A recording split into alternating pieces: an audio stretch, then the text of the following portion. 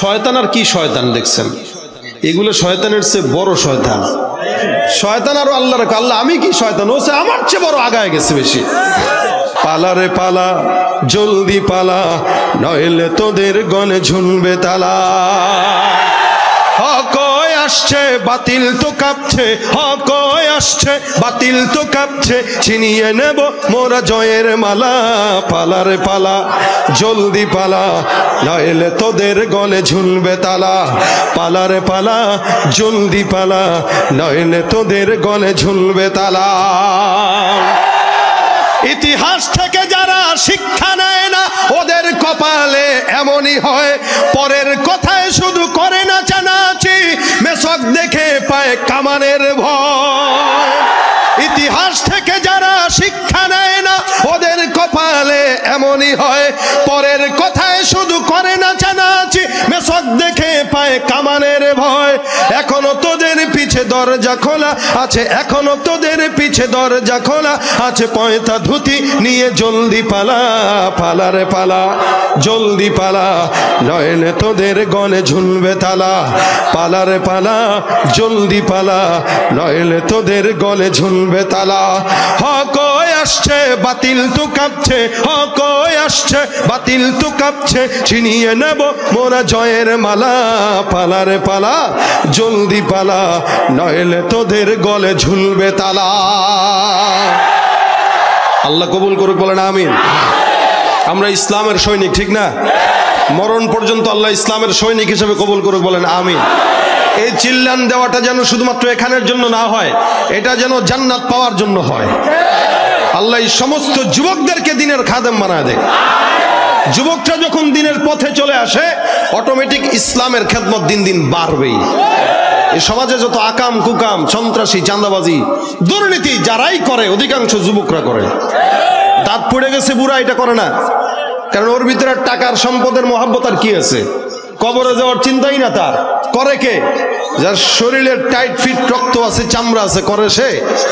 এ কারণে যুবকরা যত ইসলামের দিকে বেশি ধাবিত হবে, ইসলামের তত কল্যাণ হবে।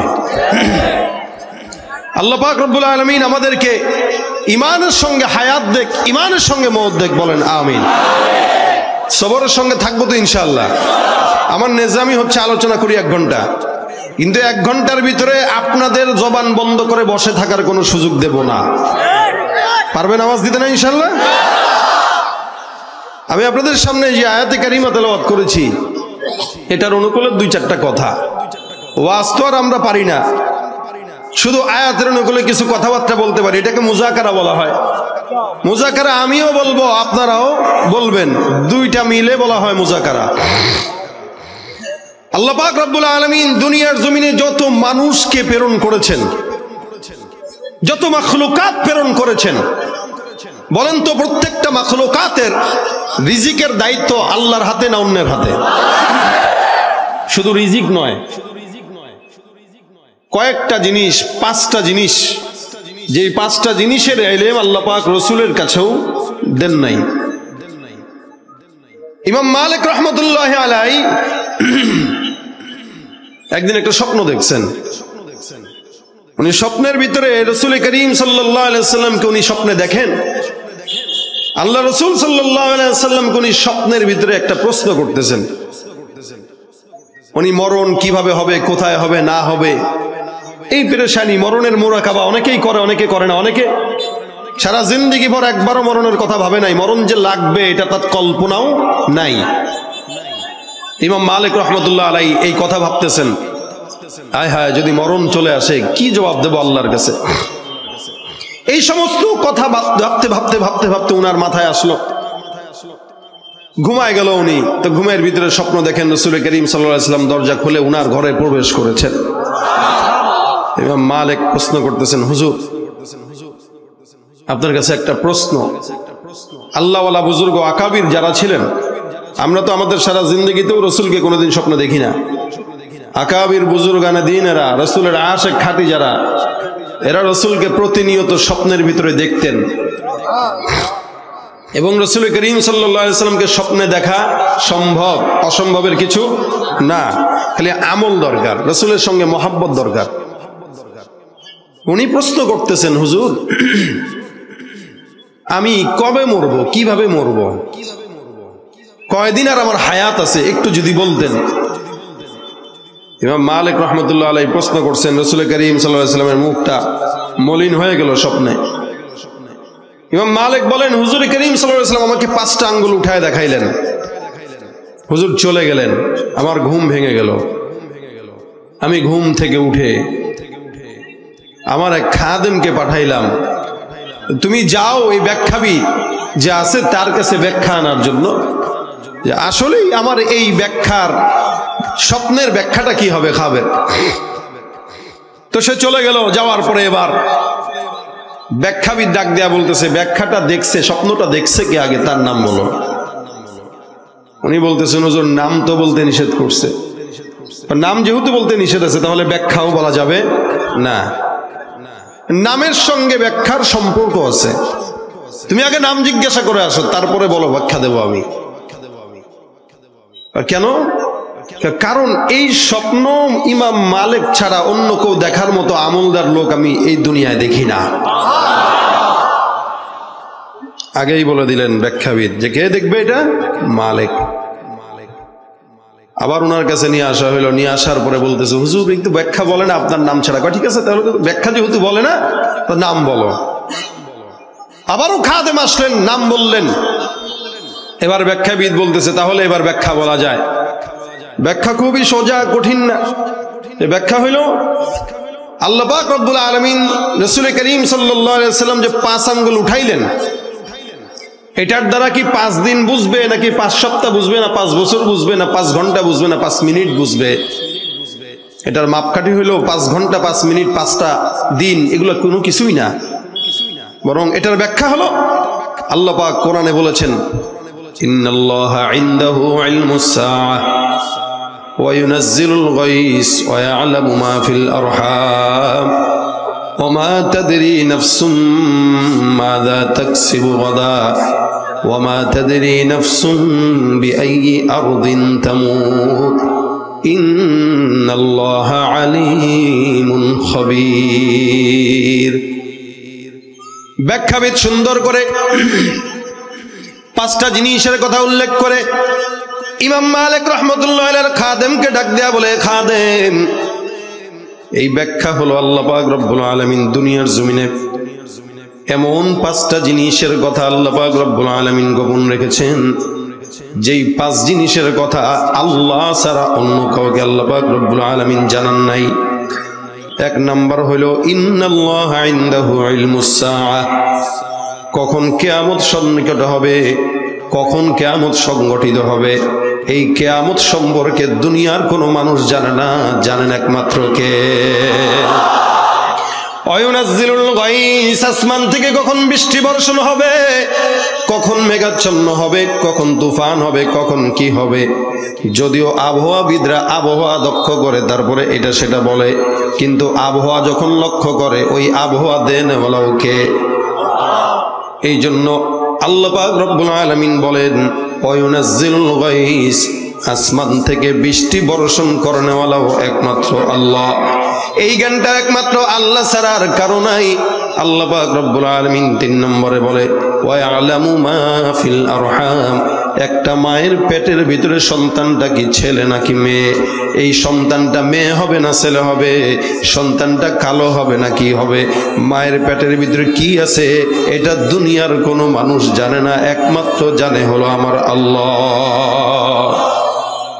এখন আপনারা বলবেন, ডাক্তার তো ঠিক মতোই বলে দেয় 4 মাস পরে কি হবে, ডাক্তার তো ঠিক মতোই বলে 4 মাস পরে সন্তানটা ছেলে হবে নাকি মেয়ে হবে। আমি আপনাদেরকে জিজ্ঞাসা করতে চাই, 4 মাসের আগে কি ডাক্তার বলতে পারে কিনা? 2 মাসে কি বলতে পারে কিনা? হাদিস শরীফে রাসূল করিম সাল্লাল্লাহু আলাইহি ওয়াসাল্লাম বলেন, যখন নাকি কোনো বান্দাকে আল্লাহ পাক রব্বুল আলামিন দুনিয়ার জমিনে প্রেরণ করার চিন্তা করেন, প্রথম 40 দিন বাপ মায়ের মিলনের কারণে বান্দার শুধুমাত্র বীর্যটা থাকে, দ্বিতীয় 40 দিনে রব্বুল আলামিন ওটাকে রক্তপিণ্ডে পরিণত করে, তৃতীয় 40 দিনে আল্লাহ পাক রব্বুল আলামিন ওটাকে গোস্তপিণ্ডে পরিণত করে। আল্লাহ পাক রব্বুল আলামিন এরপরে একজন ফেরেশতাকে প্রেরণ করে বলে, ফেরেশতা যাও যাও, এই বান্দাটা কি সন্তান হবে নাকি মেয়ে সন্তান হবে এটা লিপিবদ্ধ করো, এবং কিয়ামত পর্যন্ত বান্দা কি খাবে না খাবে সব তুমি বান্দার তকদিরে লিখে দাও। দেখেন তো ভাইরা, 4 মাস পরেই কিন্তু সন্তান কি হবে এটা ডাক্তার জানে। 4 মাস আগে ডাক্তার বলতে পারে না 4 মাস আগে সন্তান কি হবে না হবে। 2 মাসের মাথায়, 2.5 মাসের মাথায়, 1 মাসের মাথায় এটা কেউ বলতে পারে না।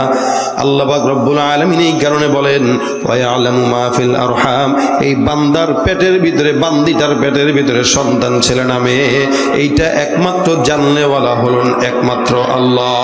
আল্লাহ পাক রব্বুল আলামিন 4 নম্বরে যেটা বলেন, ওমা তাদরি নাফসুম মাযা তাকসিবু গাদা। দুনিয়ার জমিনে আপনি আজকে এখানে বসা, অনেকে মনে করতেছে মনে হয় বাজার ঘাট দোকানপাট বন্ধ করে মাহফিলে আসলে মনে হয় রিজিকের কমতি হবে। আপনাকে বলতে চাই, সারাটা দিন দোকানে বসে থাকবেন, এরপরও দেখবেন 1 টাকা বেচা নাই, কিন্তু 10 মিনিটের জন্য দোকান খুললে আল্লাহ যদি তকদিরে লিখে রাখে, দেখবেন সারা দিনের ইনকাম 10 মিনিটে পোষায় যায়, ঠিক কিনা? আগামীকাল কি উপার্জন করবেন, আগামীকাল কি খানা খাবেন এটা জানেন কে? ওমা তাদরি নাফসুম মাযা তাকসিবু গাদা ওমা তাদরি নাফসুম বিআইয়ি আরদিন তামুত। বান্দা কোথায় মরবে, বান্দা কোথায় কি যাবে, কোথায় কিভাবে মরবে, বান্দা কি সমুদ্রের ভিতরে ডুবে মরবে, বান্দা কি অ্যাক্সিডেন্টে মরবে, নাকি বান্দা অন্য কোনো কারণে মরবে, দুনিয়ার কেউ না জানলেও একমাত্র এই খবরটা জানেন কে? ভাইরা আমার, রব্বুল আলামিন 5টা জিনিসের জ্ঞান অন্য কোন দুনিয়ার মানুষকে দেয় নাই।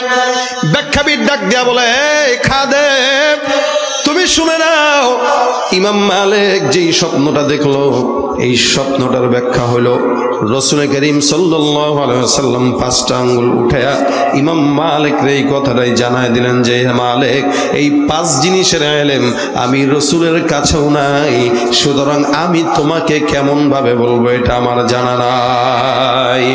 এই কারণে দুনিয়ার জিন্দেগিতে প্রত্যেকটা মানুষের রিজিকের দায়িত্ব নিয়েছেন কে? শুধুমাত্র মানুষ কেন, আল্লাহ পাক রব্বুল আলামিন বলেন ওমা মিন দাব্বাতিন ফিল আরদি ইল্লা আলাল্লাহি রিজকুহা। দুনিয়ার জমিনে যত দাব্বাতুন আছে, অর্থাৎ এই পৃথিবীর ভিতরে যত বিচরণকারী প্রাণী আছে, গরু ছাগল বলেন, জিন্নাত বলেন, কি বলেন, মানুষ বলেন, ইনসান বলেন, এরপরে পশু পাখি বলেন, সমুদ্রের মাছ বলেন, সমস্ত প্রাণীগুলোর একমাত্র রিজিকের দায়িত্ব আল্লাহ। এটা আল্লাহ পাক রব্বুল আলামিন বলেন কুল্লুন ফি কিতাবিম মুবিন। এটা সমস্ত কিছু আল্লাহ পাক রব্বুল আলামিনের কিতাবে লিপিবদ্ধ আছে। এখন থেকে নয়, হাদিস শরীফে রাসূল করিম সাল্লাল্লাহু আলাইহি ওয়াসাল্লাম বলেন, ইন্না আউওয়ালা মা খালাকাল্লাহুল কলাম সুম্মা ক্বালা লাহু উকতুব ফাজরা ফি তিলকাস সাআতি কাইনুন ইলা ইয়াউমিল কিয়ামাহ।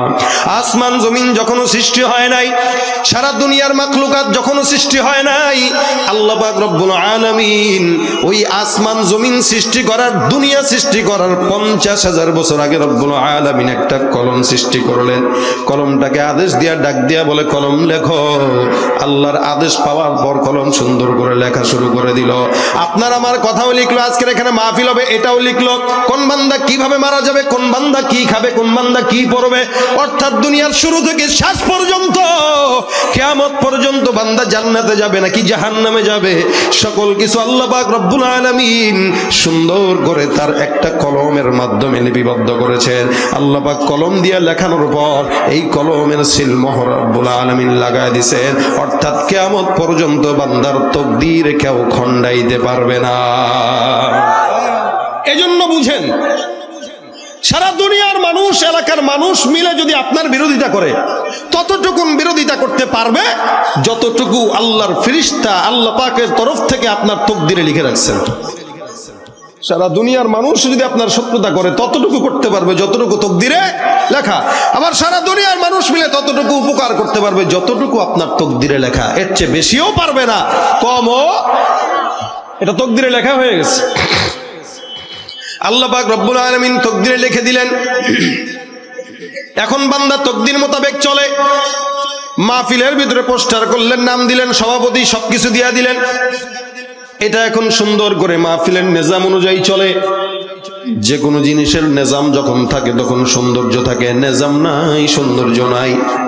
যার কারণে আল্লাহ পাক দুনিয়া সৃষ্টি করার আগেই সুন্দর করে নিজাম দ্বারা করাইলেন যে আমি সৃষ্টি করব কিছুদিন পর, এই দুনিয়া কেমনে চলবে, কিভাবে হবে, কিভাবে মানুষগুলো খাওয়া দাওয়া করবে, সব কিছু রব্বুল আলামিন দুনিয়া সৃষ্টি করার 50,000 বছর আগে লিখে দিয়েছেন। সুবহানাল্লাহ। কতটুকু মহব্বত আমাদেরকে করে। আপনি আসবেন দুনিয়ায়, আপনারা এখনো বানাই নাই, 50,000 বছর আগের থেকেই রব্বুল আলামিনের প্রস্তুতি শুরু হয়ে গেছে। সুবহানাল্লাহ। আমি আজকে এই জায়গায় আসব, এই জায়গায় আসার জন্য আপনারা 3-4 মাস আগের থেকেই প্রস্তুতি নেওয়া শুরু করছেন। কেন? যেন ওনার কোনো অসম্মানী না হয়। যেমন নাকি আমাকে এখানে আনার পরে আমার সবকিছুর হেফাজতের দায়িত্ব আপনাদের, ঠিক তেমনই ভাবে একটা বান্দা দুনিয়াতে আসবে, ওই বান্দা কি খাবে, কোথায় যাবে, কি পড়বে, সব কিছুর হেফাজতের দায়িত্ব কার? আল্লাহ পাক রব্বুল আলামিন কত দয়ালু দেখেন, যেন বান্দার কোনো কষ্ট না হয়। এই জন্য আল্লাহ আগে থেকে সব ক্লিয়ার মতো সুন্দর করে সাজায় গুছায় রাখছেন, কেউ জানি বলতে না পারে যে আমি কি খাবো ভাই। আল্লাহ কয় তোর খাওয়ার টেনশন নাই, তুই কি খাবি না খাবি, কি পড়বি না পড়বি, ওটা তুই দুনিয়াতে আসার আগেই লিখছি, আবার তুই পেটে থাকতেও লিখছি। সুতরাং পেরেশানির কোনো কারণ। আল্লাহ পাক রব্বুল আলামিন বান্দার রিজিকের দায়িত্ব নিলেন। এই জন্য দেখবেন দুনিয়ার জমিনে কোনো মানুষ না খেয়ে মরে না।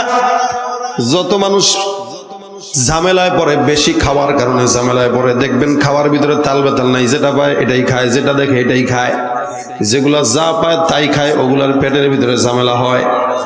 যেমন নাকি এদেশের সুদখোর, ঘুষখোর, এরা রিজিকের কারণে দেখবেন হারাম হোক হালাল হোক পায় তো খায়, যা পায় তাই খায়, নাম পাল্টায় পাল্টায় খায়। সুদটাকে খাচ্ছে ইন্টারেস্ট বলে, সুদটাকে খাচ্ছে মুনাফা বলে, ঘুষকে খাচ্ছে হাদিয়া বলে, ওই যৌতুককে খাচ্ছে গিফট বলে। ঠিক কিনা জোরে কোন? এদের শিক্ষার অভাব নাই, মাগার এদেরকে শিক্ষিত বলা চলে না, এদের কাছে কাছে শিক্ষিত শয়তানও বলতে হয়। ঠিক কিনা জোরে কোন? ওরা হলো দেশের লাগি মহামারীর মতন, ফাইলে কলম ঠেকাইয়া চালায় তারা নির্যাতন। ঘুষের টাকায় ওদের ভুঁড়ি, ঘুষের টাকায় ওদের ভুঁড়ি, করে যে টান টান, ওরা শিক্ষিত শয়তান, ওরা শিক্ষিত শয়তান, ওরা শিক্ষিত শয়তান, ওরা শিক্ষিত শয়তান। আছে না নাই? ভাইরা আমার খুব বুঝবেন, আল্লাহ পাক রব্বুল আলামিন বান্দার হেফাজতের দায়িত্ব নিলেন, ইজ্জতের দায়িত্ব নিলেন, রিজিকের দায়িত্ব নিলেন। যার কারণে দুনিয়ার জমিনে এমন কোন প্রাণী নাই যেই প্রাণীটার দায়িত্ব আল্লাহ পাক রব্বুল আলামিনের হাতে না। জাস্টিস তাকি উসমানী মাদ্দাজিল্লুল আলী উনার একটা সফরনামার ভিতরে লেখেন, উনি কোন একটা দেশের ভিতরে সফর করতে গেলেন, ওখানে যাওয়ার পর উনি একটা সুন্দর ফুল গাছ দেখলেন। তাকি সাহেব হুজুর লেখেন, আমি এমন ফুল কোনোদিন আমার জীবনে দেখি নাই, এটাই প্রথম দেখলাম। এই ফুলটা সুন্দর করে ফুটে আছে, ফুলের মাঝখানে ছোট্ট একটা পোকা কোথা থেকে যেন উড়ে এসে বসলো। পোকাটা যখন উড়ে এসে বসলো আমি লক্ষ্য করলাম এতটুকুন একটা পোকা, পোকাটা যখন ফুলের ভিতরে ঢুকলো ওই ফুল থেকে কেমন যেন মধু চলে আসলো। আমি তাকায় তাকায় দেখলাম ওই পোকাটা ফুলের থেকে মধু সংগ্রহ করে খাওয়া শুরু করলো। যখন নাকি ফুলের থেকে মধু সংগ্রহ করে খাওয়া শুরু করেছে, হঠাৎ করে কিছুক্ষণ পর তাকায় দেখলাম ওই ফুলটা এবার আস্তে আস্তে করে নেভা আরম্ভ হয়ে শুরু হয়ে গেল। আমি তাকায় দেখলাম ফুলটা নিপতে নিপতে একদম বুঝে গেল। বুঝার পরে দেখলাম কেমন যেন চাপাচাপি করতেছে, ভিতরে মনে হয় ঝড় বয়ে যাচ্ছিল। ভিতরে পোকাটাও কেমন যেন ওইখান থেকে বের হওয়ার চেষ্টা করতেছে, মাগার বের হতে পারে নাই। আমি কিছুক্ষণ তাকায় দেখলাম 2-3 মিনিট পরে ফুলটা আবার সুন্দর করে আগের মতো করে ফুটে গেল। ভিতরে যেই পোকাটা ছিল পোকাটা আর বেঁচে নাই, পোকার পাখা আর খোলস ছাড়া অন্য কোনো কিছু আর পোকার সাথে বেঁচে নাই। আমি আমার সঙ্গে সফর সঙ্গীকে ডাক দিয়া বললাম, ব্যাপারটা কি? এই ফুলটা এরকম ভাবে পোকাটাকে খেয়ে নিল। আমার সফর সঙ্গী আমাকে ডাক দিয়া বলল, হুজুর এই ফুলটার নিয়মটাই হলো এইটা, এই পোকাটা যখন ফুলের ভিতরে এসে মধু পান করে, মধু খাওয়া শেষ, এবার ফুলটা আস্তে করে নিভে যায়, পোকাটাকে খেয়ে ফেলে। অর্থাৎ আমার রব্বুল আলামিন এই ফুলের ভিতরে এই পোকার রিজিক রেখেছেন, আবার এই পোকাটাকেই এই সুন্দর ফুলের রিজিক হিসেবে দিয়েছেন। দেখেন ভাইরা আমার, দুনিয়ার জিন্দেগিতে এমন কোন জায়গা নেই যে জায়গায় মানুষ না খেয়ে মারা যায়। যদিও পত্র পত্রিকায় দেখি আফ্রিকায় কিছু কিছু মানুষ না খেয়ে শুকায় রয়েছে। মুফাসসিরিন একরাম এটার ব্যাখ্যা করেন এইভাবে, দুনিয়ার জিন্দেগিতে এমন কোন প্রাণী নাই যেই প্রাণীটাকে আল্লাহ পাক রব্বুল আলামিন না খাওয়া রাখবেন। এটার ব্যাখ্যা হলো, আপনার আমার কিছু মানুষের মরণ আল্লাহ পাক লিখে রেখেছেন। কারো কারো মরণ হয় পানিতে ডুবে, কারো কারো মরণ হয় অ্যাক্সিডেন্টে, কারো কারো মনে হয় গুলি খেয়ে, কারো কারো মরণ হয় আগুনের ভিতরে পুড়ে। ঠিক তেমনি এক একজন মানুষের মরণ এক এক ভাবে লেখা থাকে। ওই বান্দার মরণটা এমন ভাবেই লেখা ছিল, বান্দা মরণের আগে আল্লাহর রিজিক বান্দা খেতে পারবে না। তার মানে এটা না, বান্দা রিজিক না পেয়ে দুনিয়ার জমিন থেকে বিদায় হয়েছে, ঠিক কিনা? সব জিনিসের রিজিকের দায়িত্ব আল্লাহর। এই আয়াতের তাফসীরের ভিতরে আল্লাহ পাক রব্বুল আলামিনের হাবিব সাল্লাল্লাহু আলাইহি ওয়াসাল্লাম মুহাম্মদুর রাসূলুল্লাহ সাল্লাল্লাহু আলাইহি ওয়াসাল্লামের সাহাবীর ঘটনা উল্লেখ আছে। সাহাবীর নাম হলো আবু মুসা আশআরী রাদিয়াল্লাহু তাআলা আনহু। ওনারা হিজরত করেছেন, হিজরত করে মদিনায় এসেছেন। উনি বর্ণনা করেন, আবু মুসা আবু মালিক বলেন, আমরা বিশাল বড় একটা দল ওই অমুক আশআর গোত্র থেকে আমরা মদিনার জমিনে হিজরত করলাম। হিজরত করার পর আমাদের খাবার যা সঙ্গে ছিল সব খাবার শেষ হয়ে গেল। আমরা খাবার যখন শেষ হয়ে গেল, আমরা আমাদের তরফ থেকে একজন দূতকে রাসূল করিম সাল্লাল্লাহু আলাইহি ওয়াসাল্লামের কাছে প্রেরণ করলাম। আল্লাহ রাসূল সাল্লাল্লাহু আলাইহি ওয়াসাল্লামের কাছে যখন আমাদের দূতকে প্রেরণ করলাম, আমাদের দূত রাসূলের কাছে যায় বলবে, হুজুর আমাদের অর্থ সংকট, রাসূল আমাদের খাবারের বড় সংকট, হুজুর দয়া করে আপনি আমাদের জন্য খাবারের ব্যবস্থা করেন। আমরা এই বার্তা দিয়া রাসূল করিম সাল্লাল্লাহু আলাইহি ওয়াসাল্লামের কাছে একজন সাহাবী প্রেরণ করলাম। ওই সাহাবীটা যখন রাসূলের দরবারে গেল, মসজিদে নববীর ভিতরে যে তাকায় দেখে আল্লাহ রাসূল সাল্লাল্লাহু আলাইহি ওয়াসাল্লাম নামাজের ভিতরে দাঁড়ানো। রাসূল করিম সাল্লাল্লাহু আলাইহি ওয়াসাল্লাম নামাজের ভিতরে তেলাওয়াত করে, ওমা মিন দাব্বাতিন ফিল আরদি ইল্লা আলাল্লাহি রিজকুহা। সাহাবী যখন চিন্তা করলেন রাসূল করিম সাল্লাল্লাহু আলাইহি ওয়াসাল্লাম মসজিদে নববীর ভিতরে সুন্দর করে নামাজের ভিতরে এই আয়াতটাই তখন রাসূল তেলাওয়াত করতেছেন। সাহাবী তখনও মসজিদে ঢুকে নাই। মসজিদে না ঢুকে মসজিদের বাহিরেই সাহাবীটা অপেক্ষা করতেছে। আর উনার মাথায় মাথায় একটা পেরেশানি, আল্লাহ যেই রাসূল করিম সাল্লাল্লাহু আলাইহি ওয়াসাল্লাম আয়াতটা তেলাওয়াত করতেছে, এই আয়াতের ভিতরে তো বলা হয়েছে প্রত্যেকটা মাখলুকাতের রিজিকের দায়িত্ব আল্লাহর। সুতরাং আমরা তো আল্লাহর কাছে একবার না চাইলাম না, আমরা আল্লাহর কাছে না চেয়ে আমার রাসূলের কাছে আসলাম। আমার রাসূলকে যেই মালিক খাওয়ায়, আমাকেও কিন্তু সেই মালিক না খাওয়ায় রাখবে না। সুতরাং চলে যায়, রাসূলের দরবারে যাওয়া দরকার নাই। বেচারা রাসূলের সামনে যায়ও আবার ফেরত চলে আসলেন। কাফেলার কাছে এসে ডাক দিয়া বলতেছে, এ ভাইরা, তোমাদের জন্য বড়ই সুসংবাদ। বলে কি? রাসূল আল্লাহ পাক রব্বুল আলামিন তোমাদের জন্য খাবারের ফয়সালা করতেছেন। সুবহানাল্লাহ। আচ্ছা বলেন তো, এই বেটা কি রাসূলকে বলছে? বলে নাই, বলে নাই, না বলেই চলে আসছে। এসে বলতেছে কি খাবারের আঞ্জাম হচ্ছে। এখন আবু মুসা আশআরী বলেন, আমরা তো সবাই মনে করলাম যে হ্যাঁ, যেহেতু খাবারের ফয়সালা হচ্ছে, তাহলে রাসূল করিম সাল্লাল্লাহু আলাইহি ওয়াসাল্লাম বাইতুল মাল থেকে মনে হয় আমাদের জন্য খাবারের কিছু খাজানা পাঠায় দিবে। আলহামদুলিল্লাহ, আমরা দীর্ঘদিন না খাওয়া আছি, রাসূল খাবার পাঠাইলে তো আলহামদুলিল্লাহ ভালো করেই খাওয়া যাবে। তা আমরা অপেক্ষা করতে লাগলাম, কিন্তু খাবার আসে না। এদিক দিয়ে যে বান্দাটারে পাঠাইছে হের পেরেশানি, কারণ রাসূলুল্লাহ তো বলে নাই, না বলে আন্দাজে এসে কি বলছে যে আল্লাহ তোমাদের জন্য খাবারের ব্যবস্থা করতেছে। তার নফসের ভিতরে পরিপূর্ণ আল্লাহর উপরে বিশ্বাস, যাই হয় আমার রাসূল যে আয়াত তেলাওয়াত করলেন এটা যদি সত্য হয়, আমরা রাসূলের সাহাবী, আমাদেরকে আল্লাহ পাক জিন্দেগিতেও না খাওয়ায়া রাখবে, এটা হইতে পারে না। সুতরাং আল্লাহ খাবার দিবেই। এই আশা নিয়া, এই তাওয়াক্কুল নিয়া সাহাবায়ে কেরামদের কাছে এসে এই কথা বলছে। বেচারা মনে মনে জিকির করে আল্লাহ আল্লাহ আল্লাহ তুমি ইজ্জত বাঁচাও, আল্লাহ তুমি ইজ্জত বাঁচাও। দুনিয়ার জিন্দগিতে কোনো বান্দাও যদি কথা না শুনে, শুনেন কে? দেখবেন চেয়ারম্যান যখন হয়, চেয়ারম্যানের আগে একরকম, চেয়ারম্যানের পরে আরেক রকম। রাত 12টার পরে যদি চেয়ারম্যানের কাছে যান, দেখবেন চেয়ারম্যান কোনো কথা কয় না। কিন্তু আল্লাহ পাক রব্বুল আলামিন বলে, মুমিন রাত 12টা নাই, 1টা নাই, 2টা নাই, 3টা নাই, যখন মন চায় ডাকবা, আমি আল্লাহ 10 বার সাড়া দিয়া দিব। বান্দা তুমি আমি আল্লাহকে গোপনে ডাকবা, আমি আল্লাহ প্রকাশ্যে ডাকবো। বান্দা তুমি আমার দিকে হেঁটে আগাবা, আমি আল্লাহ তোমার দিকে দৌড়া আগাবো। এ মুসলমান, দুনিয়ার জমিনের ভিতরে সবচেয়ে বড় বন্ধু একমাত্র কে? বান্দার মনের গোপন চাহিদা শুনে একমাত্র আল্লাহ। আল্লাহ ছাড়া বান্দার গোপন কথা আর কেউ শুনে না। রব্বুল আলামিন বান্দার গোপন কথা শুনেন, জাহিরি কথা শুনেন, বাতিনি কথা শুনেন। এই ফেরেশতা আল্লাহ রাসূল সাল্লাল্লাহু আলাইহি ওয়াসাল্লামের কাছে যায় নাই, ফেরত এসে সাহাবা আজমাইনদেরকে বললেন, তোমাদের জন্য খাবারের ফয়সালা আমার আল্লাহ করতেছেন। সাহাবা একরাম অপেক্ষা করতেছেন।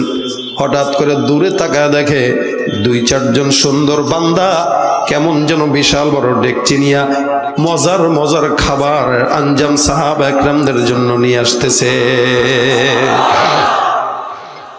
এই সাহাবীর আবার মনের ভিতরে পরিপূর্ণ একই, একদম 100% এটা হয়ে গেল। যাই হয়, আমি যেটা ভয় পাইছিলাম ওইটা হয় নাই। আমি ভাবছিলাম খাবার কি আসবে কি আসবে না, কিন্তু আমার মনের ভিতরে একটাই চাহাত ছিল, আল্লাহ পাক রব্বুল আলামিনের উপরে তাওয়াক্কুল করে আমি বললাম, যেহেতু আমার আল্লাহ আমার কথা কোনোদিন ফেলবে না, আর আল্লাহর কোরআনের আয়াত যদি সত্য হয়, আমার মাওলায় আমাদের বিশাল বড় জামাতকে না খাওয়া কোনোদিন রাখবেন না। সাহাবা আজমাইনরা তাকায় দেখেন বিশাল বড় খাবারের খাজানা। আবু মুসা আশআরী রাদিয়াল্লাহু তাআলা আনহু বলেন, আমরা খাবারের জন্য অপেক্ষা করতেছিলাম, এমন সময় খাবার যখন চলে আসলো, আমরা খাবারের দিকে তাকায় কেমন যেন অবাক হয়ে গেলাম। কিরে, খাবার দেখলে খুশি না হওয়ার কথা, কিন্তু খাবার দেখে অবাক হয়েছে কেন? অবাক হইলাম এই কারণে, আমার রাসূল করিম সাল্লাল্লাহু আলাইহি ওয়াসাল্লাম এই খাবার পাইলেন কই? এটা তো দুনিয়ার কোনো খাবার মনে হয় না, যেমন যেন রাজকীয় খাবার মনে হচ্ছে। মজার গোস্ত, মজার রুটি, আবার পানীয়, শরাব, কত কিছু সুন্দর। সাহাবা আজমাইনরা চমৎকার ভাবে পেট ভরে খাবার খাইলেন, আবার কিছু খাবার রাতের জন্য রেখে দিলেন। রাসূল করিম সাল্লাল্লাহু আলাইহি ওয়াসাল্লাম কিছুক্ষণ পর সাহাবা আজমাইনদের সঙ্গে দেখা করার জন্য আসলেন। সমস্ত সাহাবা আজমাইনদেরকে ডাক দেয়া বলেন, কি ব্যাপার, খাবার দাবার তোমাদের সব আসেনি, খাইছনি ঠিক মতো, সংকট টঙ্কট থাকলে বইলো। রাসূলের এই কথা শোনার পর আবু মুসা বলেন, আমরা পয়গম্বরের কাছে ডাক দেয়া বললাম, হুজুর এমন মজার খাবার পাঠাইছেন, এই মজার খাবার এখনো খাইছি, রাতের জন্য বাকি আছে। রাসূল বলেন, মজার খাবার মানে? হুজুর আপনি যে পাঠাইলেন দুপুরে আবার কে পাঠাইছে? সাহাবায়ে কেরাম বলেন, হুজুর আপনার থেকে না আসলো? আরে বাবা, আমি খাবার নিজেই ঠিক মতো পাই না, তোমরা খাবার দেবো কোত্থেকে? কে পাঠাইছে, কারে, কেমনে? আবু মুসা আশআরী বলেন, হুজুর এই যে এর মাধ্যমেই তো আপনার কাছে পাঠাইছিলাম। রাসূল বলেন, এই তুমি কার কাছে গেছো? আরো কয়েকটা কয়, তুই রাসূলকে চিনোস তো? আরে চিনবো না মানে বেটা, আমি তো রাসূলের কাছে গেছিলাম। কত খাবার পাঠাইলো কে? কাহা রাসূল, আমি আপনার কাছে গিয়েছিলাম ঠিক, কিন্তু আমি আপনার কাছে বলি নাই, কারণ আমি যখন যাই তখন দেখি আপনি বলতেছেন, ওমা মিন দাব্বাতিন ফিল আরদি ইল্লা আলাল্লাহি রিজকুহা, দুনিয়ার সব রিজিকের মালিক হলো আল্লাহ। আমি কেমনে আপনার কাছে চাই? যার কারণে আমি আমার মালিকের কাছে চাই। আমি সুন্দর করে এসে তাদেরকে বললাম, ভাই আল্লাহ পাকের তরফ থেকে তোমাদের জন্য খাবারের ফয়সালা হয়ে যেতেছে। রাসূল ডাক দিয়া বলেন, মাশাআল্লাহ, তুমি উত্তম কাজটাই করলা। এ সাহাবা আজমাইন, এই বান্দাটা আমার কাছে চায় নাই, বান্দাটা আল্লাহ পাক রব্বুল আলামিনের কাছে খাবার চাইলো। আমার রব্বুল আলামিনের উপরে তাওয়াক্কুল করার কারণে আল্লাহ পাক জান্নাত থেকে মান্না সালওয়া ফেরেশতার মাধ্যমে পাঠিয়ে দিয়েছে। ভাইরা আমার, বলেন তো রিজিকের মালিক কে? দুনিয়ার জমিনে যারাই সন্ত্রাসী করে, খাবারের কারণেই করে, টাকার কারণেই করে, টাকা দিয়ে খাবার খায়। দুনিয়ার জমিনে যারা চুরি করে, টাকার জন্যই করে, খাবারের জন্য করে। দুর্নীতি যারা করে, খাবারের জন্য করে, টাকার জন্য করে। জেনা ব্যভিচার যাই কিছু বলেন না কেন, এ মুসলমান দুনিয়ার জমিনে একমাত্র টাকাটাই হলো সব কিছু। এই টাকা, এই রিজিক, এই খাবার, আল্লাহ পাক বলে বান্দা একটা কুকুরকেও কিন্তু আমি রব্বুল আলামিন খাওয়াইতে পারি, সুতরাং তোমার মতো আশরাফুল মাখলুকাতকে আমি আল্লাহ না খাওয়ায় কোনোদিন রাখবো না। সব কিছুর একমাত্র দায়িত্ব কার উপরে? আল্লাহর উপরে। বান্দার ধৈর্য হয় না, এই আল্লাহ পাক দুনিয়াতে সবাইকে যে ধনী বানাবেন এটা কোনো বিষয় না। এজন্য আল্লাহ পাক বলেন লিয়াত্তাকিদা বা'দুহুম বা'দান সুখরিয়া, আমি তোমাদেরকে এক একজনের উপর এক একজনকে প্রাধান্য দিয়েছি, কাউকে ধনী কাউকে গরিব। কেন? যাতে করে একজনকে আরেকজন নিজেদের কর্মচারী বানায় নিতে পারে। আরে আমার 5 তলা বিল্ডিং আছে, এখন এই 5 তলা বিল্ডিং এর দারোয়ান দরকার, দারোয়ানেরও যদি 5 তলা বিল্ডিং থাকে, কোন দিনের কারণে, কোন বুঝের কারণে সে আমার দারোয়ান হবে বলেন তো? অথবা একটা মেথর যদি না থাকে, আমার বাড়ির যে পায়খানা আছে, টাঙ্কি আছে, এই সেফটি টাঙ্কি আমি কাকে দিয়ে পরিষ্কার করাবো? তাতে আমার নিজেরই না মেথর হওয়া লাগবে।